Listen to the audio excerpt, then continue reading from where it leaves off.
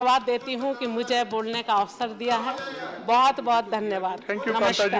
Next speaker doctor Ashok Vajpayee ji, 2 minutes.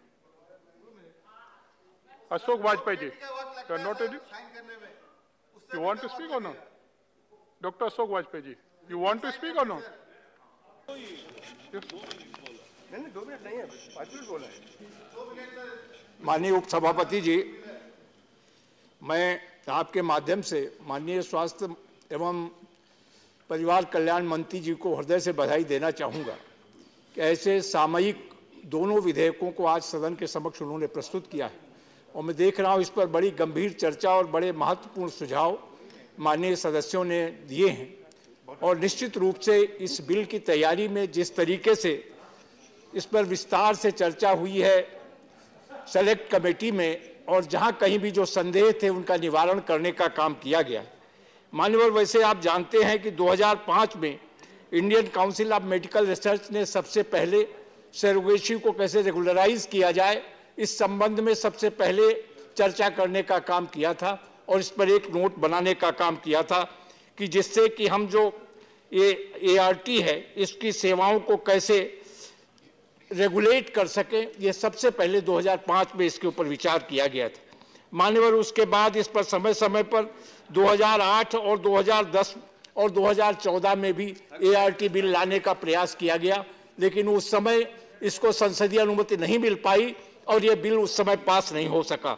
मान्यवर, स्वास्थ्य और परिवार कल्याण मामले की संसदीय समिति ने इस सारे प्रकरण की 2017 में गंभीरता से समीक्षा की और अपने सुझाव दिए और ART बिल लाया जाना चाहिए, क्योंकि सेरोगेसी क्लिनिक कोई सेवा नहीं होती।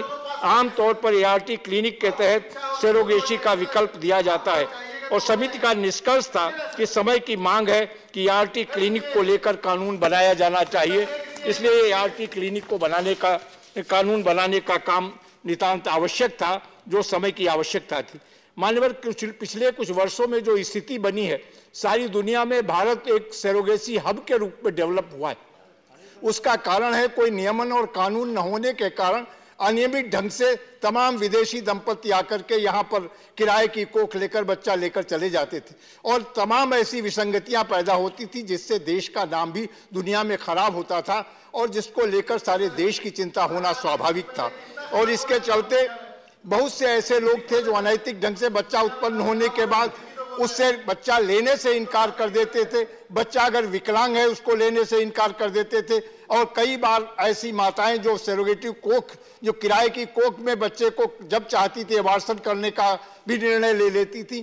तो इन विसंगतियों को दूर करने के लिए इस कानून की आवश्यकता मान्यवर बहुत जरूरी थी और आज मंत्री जी ने इस पर विस्तार से चर्चा करने के बाद ये दोनों सेरोगेसी कानून ले आए हैं। ART दोनों कानून मैं समझता हूँ आज समय की आवश्यकता है, इनको रेगुलराइज करना बहुत जरूरी है। इस विधेयक में जो व्यवस्था की गई है मान्यवर, इस विधेयक में जो व्यवस्था की गई है कि राष्ट्रीय और राज्य स्तर पर सेरोगेसी बोर्डों का गठन किया जाएगा।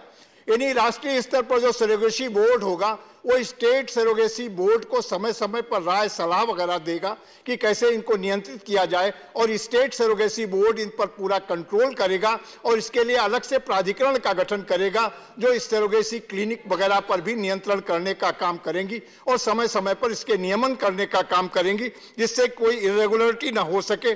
मान्यवर, इसके साथ ही सेरोगेसी इच्छा करने वाले जो भी अनप्रोडक्टिव कपल्स हैं उनके लिए महिला के लिए 23 से 50 वर्ष और पुरुष के लिए 26 से 55 वर्ष की आयु निर्धारित की गई है। मान्यवर, इसी तरह से सेरोगेसी की इच्छा रखने वाले दंपति को कम से कम 5 वर्ष से कानूनी रूप से विवाहित होने के बाद ही सेरोगेसी उसका लाभ उठा सकेंगे और सेरोगेसी या सेरोगेसी प्रक्रियाओं करने की भारतीय नागरिक होने चाहिए। यह भी जरूरी इंडियन सिटीजन होना चाहिए इसके लिए। मान्यवर, साथ ही ये उपबंध करता है कि इच्छुक माध्यम से पैदा संतान किसी भी स्थिति में परित्याग नहीं करेंगे और सेरोगेसी के माध्यम से पैदा हुई संतान को वो सभी अधिकार होंगे, विशेषाधिकार होंगे जो जैविक संतान जो बायोलॉजिकल बच्चे को होगा वही इस सेरोगेसी बच्चे को भी वो सारे अधिकार प्राप्त होंगे। इस विधेयक में ये व्यवस्था की गई। मान्यवर, ये विधेयक उपबंध करता है कि महिला को केवल एक बार सरोगेट मां बनने का अधिकार होगा, केवल एक बार ही सरोगेट मां बनने की अनुमति उसे दी जाएगी। माननीय राष्ट्रीय स्तर पर सरोगेसी बोर्ड गठित करके जो समय पर अधिनियम के अधीन उसे प्रदान की गई शक्तियों का प्रयोग करेगा और कृत्यों का निष्पादन करेगा। राज्य और संघ राज्य स्तर के सरोगेसी बोर्ड का गठन करके इन सबको नियमित और नियमन और कंट्रोल करने का काम करेगा।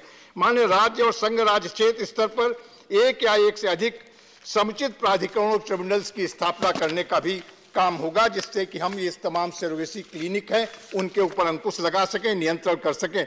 मान्यवर इन क्लिनिकों को समुचित प्राधिकारी द्वारा सुनिश्चित करने का, इनको बाकायदा उसके लिए लाइसेंस लेनी होगी और समय समय पर इसकी जांच इत्यादि होगी, जिससे कोई अनैतिक काम इन क्लिनिक के माध्यम से न हो सके।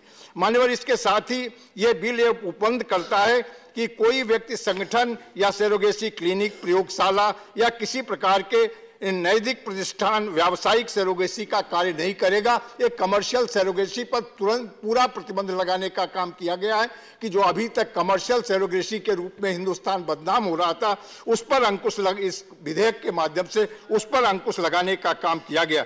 मान्यवर इस संबंध में सेलेक्ट कमेटी ने जो महत्वपूर्ण सुझाव दिए थे, लगभग उन सारे सुझावों को इस बिल में समाहित करने का काम किया गया।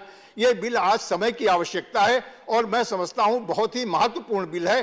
देश की प्रतिष्ठा की भी दृष्टि से, नैतिकता की भी दृष्टि से और उन होने वाले सरोगेसी से होने वाले बच्चों को सारे अधिकार प्राप्त हों, सरोगेसी मदर को भी सारी सुरक्षा रहे, उनको मेडिकल सारी एड मिले और उसके साथ ही उनको 36 महीने का जो बीमा कवर भी मिले, जिससे इंश्योरेंस कवर से उनके स्वास्थ्य आदि की भी रक्षा हो सके। इस सारी चीजों की व्यवस्था इस विधेयक में की गई। मैं समझता हूं यह विधेयक अपने में संपूर्ण है और माननीय उपसभापति जी, मैं आपके माध्यम से सदन से दरख्वास्त करूंगा, ऐसे महत्वपूर्ण विधेयक पर सर्वसम्मत से सबको सहमति व्यक्त करनी चाहिए और आज की ये विधेयक बहुत ही महत्व, इसके लिए मैं माननीय मंत्री जी का हृदय से आभार व्यक्त करता हूं। Thank you Ashok Vajpayee ji. Ministers reply. Honourable health minister.